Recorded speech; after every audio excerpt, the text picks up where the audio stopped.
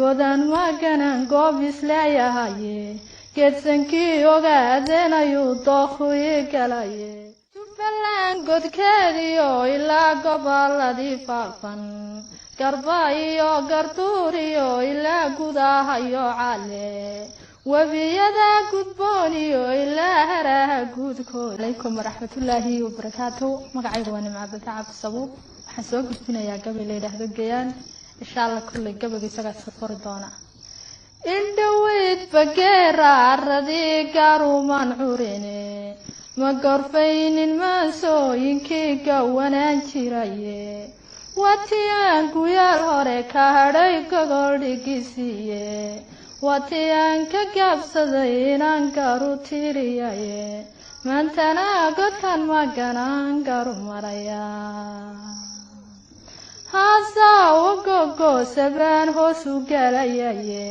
gasigaan calmada iyo yarkaan gabay ku bandheeyey ragba gabi ahaantood yarkii garaasha dheeraaday gobannimo halyaygii guntaday guula ugu deeqay gobolkuu ku noolyaan rabaa inaan gorfeeyaa haybtiisu waa gaar yarkaan goobis leeyahaye saacad muuse waa gobe markaan geliyey maankayga samaroonta gudubtaal markaan garaasha daymooday ciisaha gadaal xiga markaan galab ku soo dhaafay gulwadeenadii arab markaan garaasha qiimeeyey cidagale markaan gaaru dayay gebi ahaantiiba gobolkii togdheeriyo markaan guri dhigaaday guud weynta habaryooniseen laga gayoonaynin iyo habar jeclo gaar oo gaada kaaga taalla wanigii gudoodiga ku maray goor habeen dume gudihii sanaagiyo halkaa gela lagu malo garaadada daraawiishta ee laysla gaaranayo ma jarteen gadaal sii xigiyo gobolladii hoose gariyo mareexananon geeska marahaynin sheekhaal gudboon iyo bartire labada geesooda hawiyaha gondaa xamar dege guula magacsiiyey warsangeli gob weeyaanon godob ku dhaafaynin isu geeyo Soomaali waa gob iyo xeeshe sayeeshe godan maganan goobis leeyahaye geedsankii ogaadeenayuu dookhuyi galaye Jubbaland godkeediyo ilaa gobolladii faafan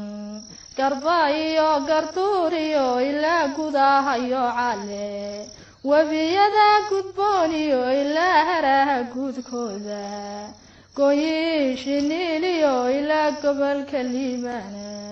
gondii wardheeriyo ilaa gudaha mooyaale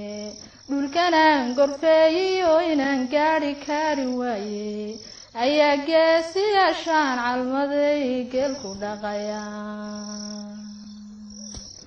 godobna uma yaalaan oo waa guri dhigoodiye aniguna Gayaan baan ku imid goodi soo cadeere haddii aan go'aamada dayoon idin garwaaqsiiyo aniguna godkaanahay haddaan garu faalanqayo